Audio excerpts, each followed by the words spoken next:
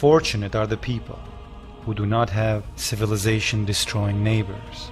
The Armenians, however, cannot be ranked among those happy nations because of various Turkic tribes which penetrated into their homeland from regions as remote as Altai over 1,000 years ago.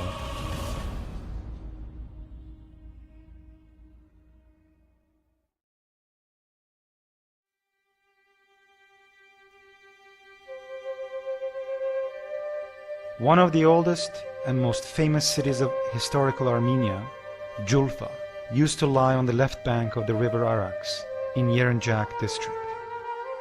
Movses Khorenatsi, the father of Armenian historiography, was the first to make reference to Julfa as an Armenian township as early as the 5th century.